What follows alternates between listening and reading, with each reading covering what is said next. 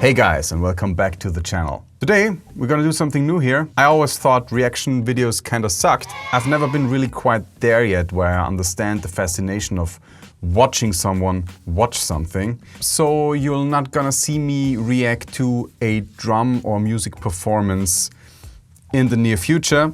But I thought it would be kind of interesting to do something new that I haven't really seen on YouTube so far. And that would be reacting not to a drum performance, but to an instructional video, to a drum lesson. And critique it from a hopefully objective and professional standpoint. You know, I'm not only a professional drummer, I'm also a long-time drum teacher. This October I started teaching at the Josef Haydn Hochschule in Eisenstadt, where I get to teach a bunch of young students who want to become professional musicians, so that's really cool. And as a drum and music teacher, I thought that would be kind of cool to check out some of the instructional content on YouTube, and we all know there's a lot. And find some things that are great about it. Maybe pick out a couple of things that I don't find that great or that could be taught differently. We shall see. So I got this idea, and then the next thought was where to start. Because there's so much information here on YouTube and there are a bunch of, really big channels.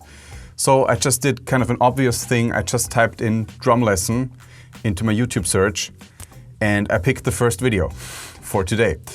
And I really thought it was gonna be Drumeo. It's not Drumeo. It's MIKE JOHNSTON. 3 things I practice every day. Drum lesson. So this video has drum lesson in the title. That's maybe why it showed up first on my YouTube search. And I haven't watched it before, I think. I do not recall. And because I wanted to find something that I haven't watched before.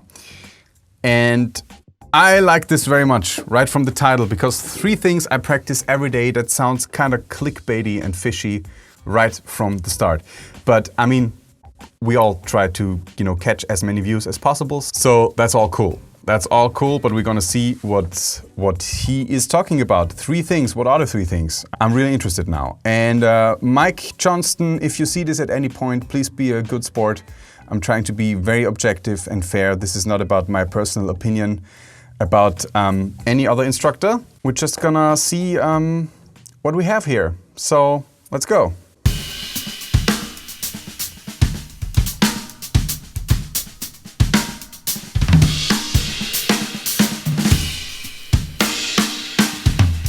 So there's kind of an intro solo.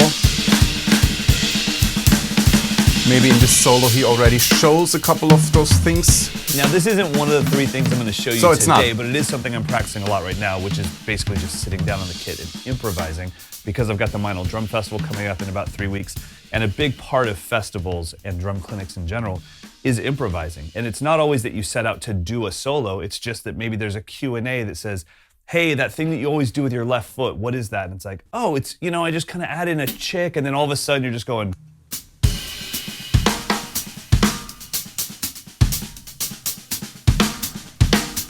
Foot cam doesn't really show the left foot. So you have to have your improv chops ready for those moments. Now let's get into this lesson, 3 things that I practice every day. The first thing I do when I sit down on any kit, especially because I've got a kit at home with some practice pads on it, then I've got my private lesson room that has a kit that I play on a lot. They're all the same size, but they're slightly different angles. And then I've got this kit. The first thing I do is I try to get... So you got a kit, a practice pad kit at home, and then another kit in a rehearsal space, and then this kit. So this is not his rehearsal space, apparently.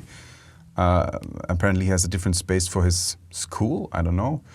That's a really good idea right from the start, having some sort of solution to practice at home, like a practice pad kit or something, where you can squeeze in a couple of practice, not hours, but maybe minutes in between without having actually to go to the practice room. So that's good advice right from the start. First thing I do is I try to get acquainted with the drum set, and especially the pedal tension. And the reason I say pedal tension is because I've never adjusted any of my pedals. However DW sends them, I take them out of the box, unless they were extremely loose or extremely tight, I've never adjusted any of them. I put them on the kit and I just allow my foot to get used to them. That's, I disagree with that. Pulling a pedal out of the box and playing it as it is can work for you, but if it doesn't, please go ahead and make the adjustments, you know. We all have different heights, different weights, different foot sizes, different amounts of muscle or fat in our legs. That all contributes to how a bass drum pedal should be set up. So don't force yourself to play pedals right out of the box. If it works for him, that's fine though.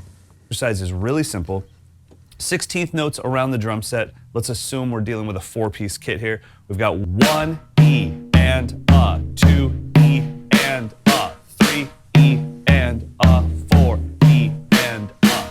The orchestration isn't that important, but I'm trying to get used to the position of the drums, try to eliminate rim hits and things like that. But on 3 E and a, 4 E and a, I put a bass drum between every note. So it essentially becomes 32nd notes. So we have 1 E and a, 2 E and a, 3 E and a, 3 E and a, 4 E and a, 4 E and a, 1 E and a, 2 E and a. Let's give it a shot with a click. Link in the description. Whoa!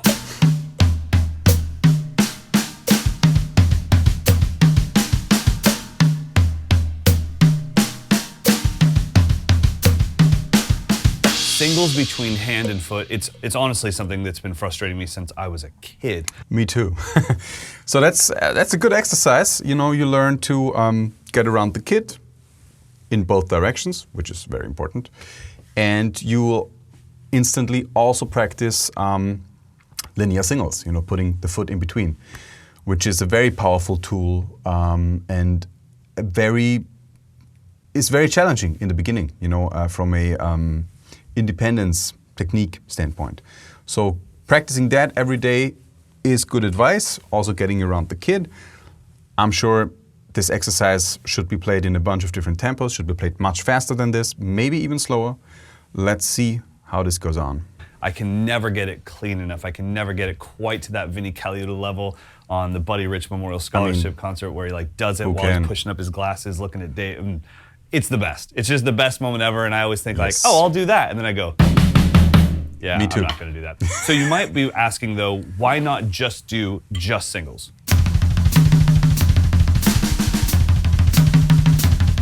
And I definitely do that quite a bit. So his linear single chops aren't bad at all.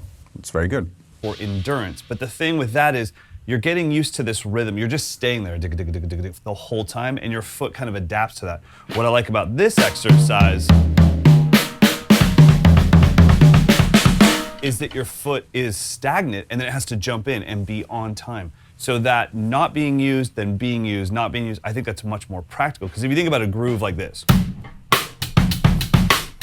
those 3 hits, that's what we're doing here. So having that, if you're good at playing singles in between your hands, you're going to be good at doing it like this, in a groove. That's true. Not that you would ever have to do this for very long. At least I hope you might. But that's what this exercise is all about. And like I said, it gets me acquainted with the position of the drums as well as the tension of the pedal. Moving on to number 2. So that was apparently exercise number 1. He didn't really talk about taking it through different kinds of tempos, but I think that is implied, so no worries here. That's a great exercise. I might give it a try, you know. I have my own exercises to practice linear singles and stuff like this and getting around the kit, but this combines a bunch of different things. It's great, I love it. Next exercise.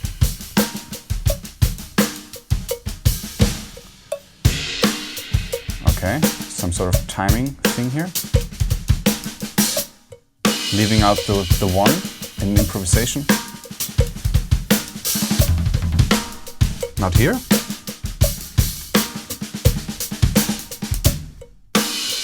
Coming in on the 2, maybe that's the exercise.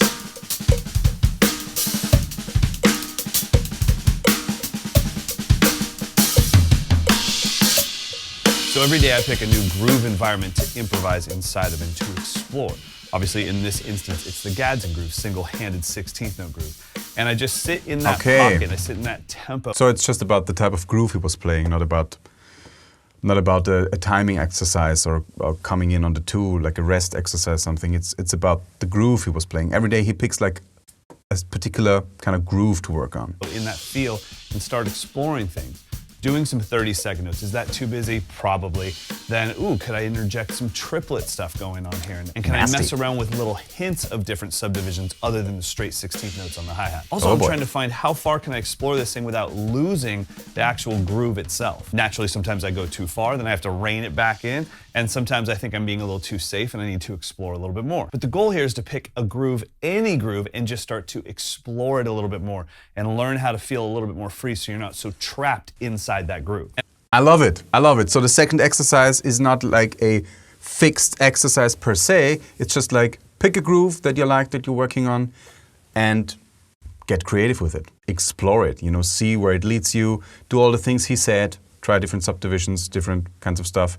Stick with one groove, one type of time feel per day, and see where it takes you. That's great. I love it. Number 3, this might and we're right down to exercise number 3. be a bit torturous for some of you, but trust me, you will grow so much from it, and it is soloing with a restriction. So that restriction could be a foot ostinato. You I love have that. Ooh, I love maybe that. like a little splash close. So you're soloing over this. Bang, bang. Oh, I wish I could actually play that instead of just say that. Nice. No way I could. I'm trying.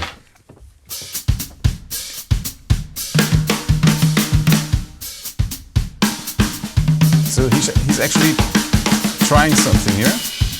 That's bold. Or staged.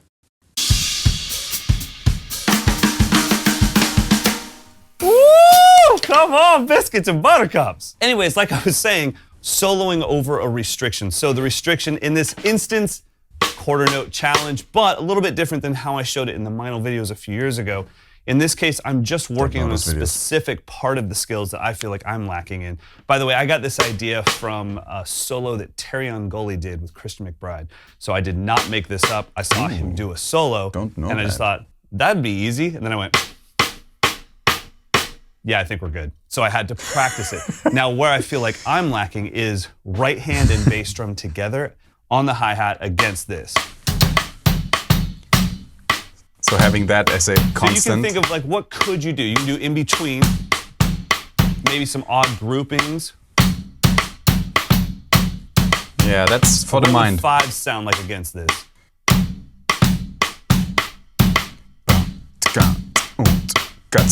Cool. Some polyrhythmic stuff. Things like that. So I'm just working on that. It sounds like this. So he's really doing it. So he's building a solo around a steady quarter note rim click.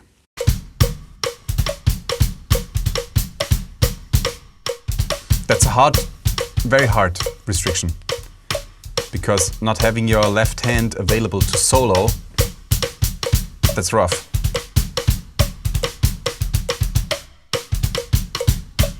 But that's so cool though. It's very musical.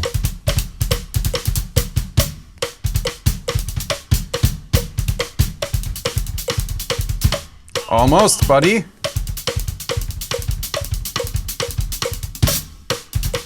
Yeah.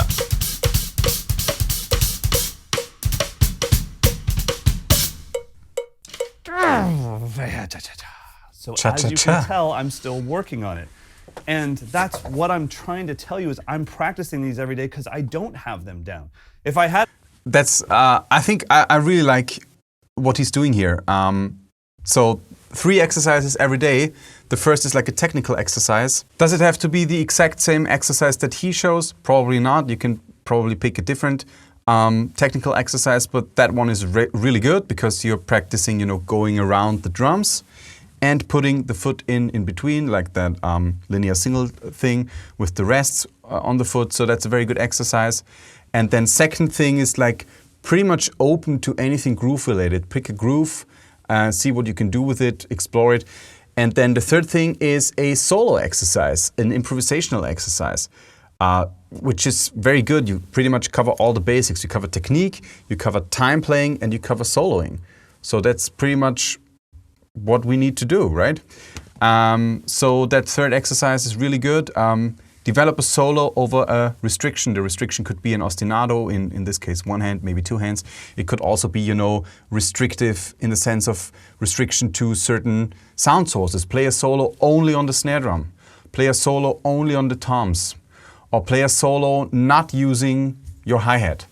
Or it can be restrictive in a dynamic sense. Play a solo but only in between, you know, piano and mezzo forte.